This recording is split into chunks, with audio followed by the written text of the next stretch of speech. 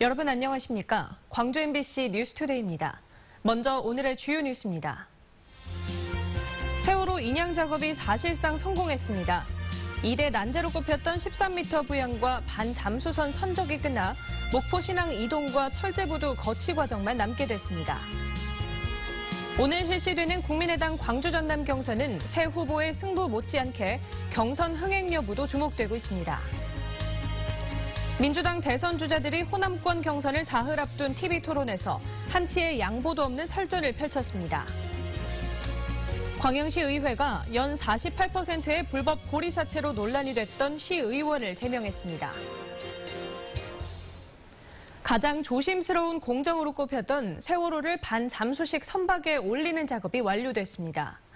선체 내부에 물을 빼는 공정이 남아있는데 이 과정에서 잔존유 유출이 우려되는데요. 진도 동거차도에 나가 있는 취재기자를 전화로 연결해 보겠습니다. 양현승 기자, 지금 상황이 어떤가요? 네, 세월호가 반잠수식 선박에 최종 선적됐습니다.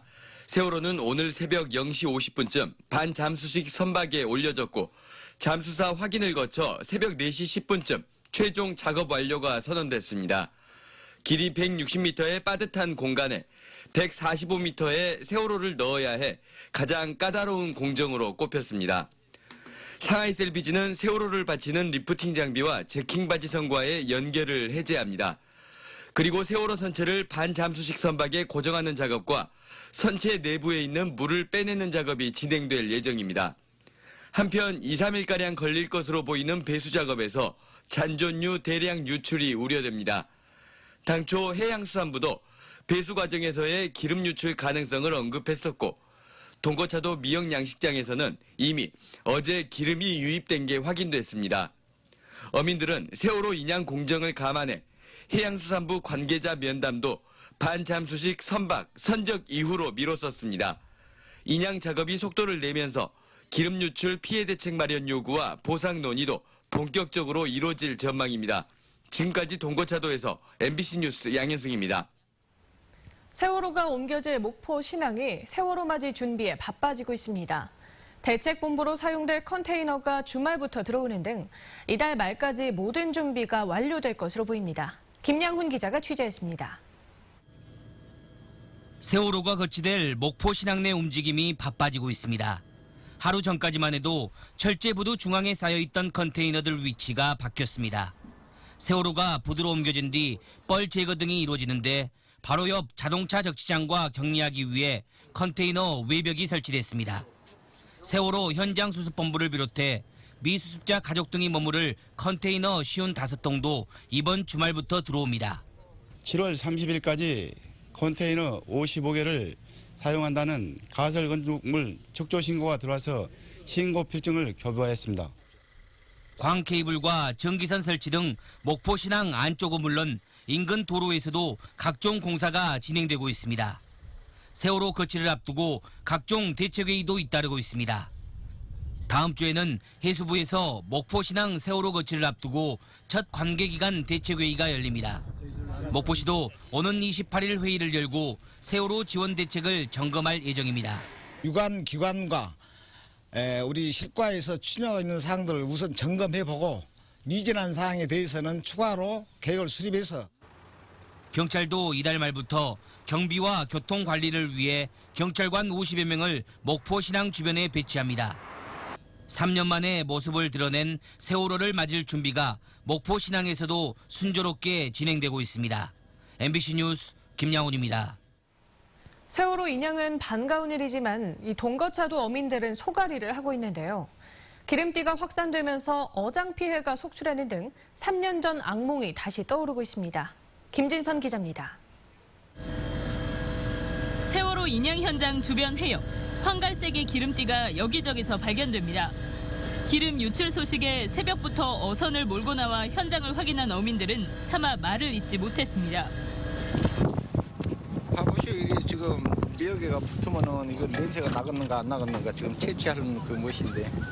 지금 딱 세월호 선체 아래에 보이는 노란 띠를 비롯해서 방제를 위한 장치는 일부 마련됐지만 유출되는 양을 막기에는 역부족이었습니다. 동거차도는 60여 세대가 사는 소규모 어촌. 주민 대부분이 멸치잡이와 미역 양식으로 생계를 유지하고 있다 보니 수확철 바다로 흘러든 기름은 치명적입니다. 3년 전 참사 당시에도 기름이 양식장을 덮쳐 생업이 끊겼고 대부분 보상조차 제대로 받지 못했습니다. 어민들 지금 굉장히 걱정이 심할 것 같아요. 그리고 지난번에도 그 어민들 피해 관련해 가지고 정부가 뚜렷하게 어떤 정리해 준 게 없기 때문에. 지난 2015년 10월 인양시 기름 유출을 막기 위해 세월호 잔존류를 모두 제거했다고 밝혔던 해양수산부. 그러나 당시 접근이 불가능한 곳으로 분류된 잔존류만 50kl, 250드럼 가까운 기름이 아직 세월호에 남아 있습니다. 눈물밖에 안 나오네. 어떻게 할 줄 예전에 2014년도 세월호 첫 했을 때 그때 별과는 다를 것 없이 그렇게 많은 기름이. 인양 업체 측은 동거차도를 찾아 주민들에게 머리 숙여 사과했습니다. 생업을 망치고도 자식 잃은 부모들 앞에 숨죽여 버텨온 동거차도 주민들. 현실적 지원 대책이 절실한 상황입니다. MBC 뉴스 김진선입니다. 오늘부터 시작되는 호남권 ARS 투표를 앞두고 민주당의 대선 주자들이 광주에서 격돌했습니다. 어제 광주 MBC에서 진행된 생방송 TV 토론에서 4명의 후보들은 작정한 듯 설전을 벌였습니다. 보도에 김철원 기자입니다. 이재명, 최성, 문재인, 안희정 후보가 7번째 TV 토론을 호남에서 가졌습니다. 이재명, 안희정 후보는 기회가 주어질 때마다 문재인 후보를 공격했습니다. 이재명 후보는 광주 전남의 반문 정서를 자극하는 질문을 던졌고 부산 대통령 얘기가 또 나와서 많은 분들이 실망하고 있습니다. 특히 이 호남 총리 얘기는 이제 부산 대통령하고 묘하게 이렇게 매치가 되면서 마치 뭘 던져주는 것 같은 느낌이 든다는 거죠. 안희정 후보는 민주당 분열의 책임을 져야 하지 않냐고 공격했습니다. 호남만 90% 문 후보 지지해 주셨습니다. 호남만 노란색으로 고립된 섬이 됐습니다. 지난 5년이 지난 동안 결과적으로 우리 민주당은 분열돼 버렸습니다. 문재인 후보는 자신을 향한 비판에 무대응 전략으로 나섰습니다.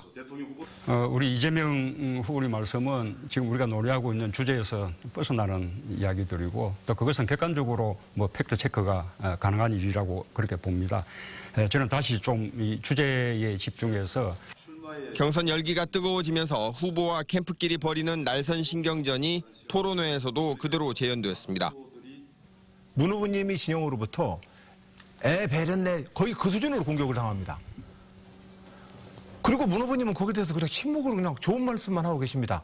그런 리더십 가지고 정말로 정치인의 책임성이라고 하는 게 있는데 과거에 호남이 어떻게 하면 출마하지 않겠다 이런 말씀하셨는데 지금도 여전히 유효한 말씀인지 좀 알고 싶고요. 안희정 후보님은 전남 공약을 지금 찾을 수가 없어요. 그 전에는 구체적인 공약보다 가치와 철학을 가진 후보를 뽑아야 된다 이렇게 이제 해서 공약 발표를 하지 않았었는데 지역 공약과 관련해 후보들은 지역 경제를 살리고 호남 차별을 철폐하겠다고 한 목소리로 약속했습니다. 이재명 후보는 지역 화폐를 풀어 호남 경제를 살리겠다고 약속했고 문재인 후보는 5.18 정신의 헌법 전문 수록, 안희정 후보는 시도지사 국무회의를 통한 지역 균형 발전을 약속했습니다. MBC 뉴스 김철원입니다. 국민의당 경선이 초읽기에 들어갔습니다. 오늘 치러지는 광주 전남 경선은 최대 승부처로 꼽히지만 선거인단을 모집하지 않는 현장 투표 방식이어서 변수가 적지 않습니다. 윤근수 기자가 보도합니다. 국민의당의 첫 순회 경선 지역은 최대 지지 기반인 광주와 전남, 그리고 제주도입니다. 광주 5곳과 전남 23곳 등 30개 투표소에서 오전 9시부터 오후 6시까지 투표가 이루어집니다. 개표는 각 투표소에서 하지만 결과는 거점 투표소인 김대중 컨벤션 센터에서 저녁 8시쯤에 공개될 예정입니다. 초반 판세를 결정지는 것은 물론 사실상의 결승전으로 꼽히는 만큼 광주에 이목이 쏠릴 수밖에 없습니다. 국민의당은 투표권이 있는 19세 이상 국민이면 거주지와 상관없이 누구나 경선에 참여할 수 있다며 투표 참여를 기대하고 있습니다. 호남 지역에서만 약 5만 명 정도 참석하지 않을까 이렇게 저희들이 예상을 하고 있습니다. 하지만 선거인단을 따로 모집하지 않았기 때문에 경선에 얼마나 참여할지 짐작조차 하기 어렵습니다. 시군구별로 한개꼴인 투표소를 일부러 찾아가야 하는 데다 비가 내리는 날씨가 발목을 잡을 수도 있습니다. 투표 참여자가 적으면 조직을 동원하는 후보가 상대적으로 유리해진다는 점도 정당으로서는 큰 고민거리입니다. 대리투표, 중복투표 등 투표 부정을 막아야 한다는 숙제도 있습니다. 합법적이고 안전하게 갈 수 있도록 노력하고 협력해 줄 것을 거듭 부탁드립니다. 새 후보들의 승부는 물론 국민의당의 경선 흥행 여부가 시험대에 오른 가운데 민주당도 오늘부터 호남권 ARS 투표를 시작합니다. MBC 뉴스 윤문수입니다.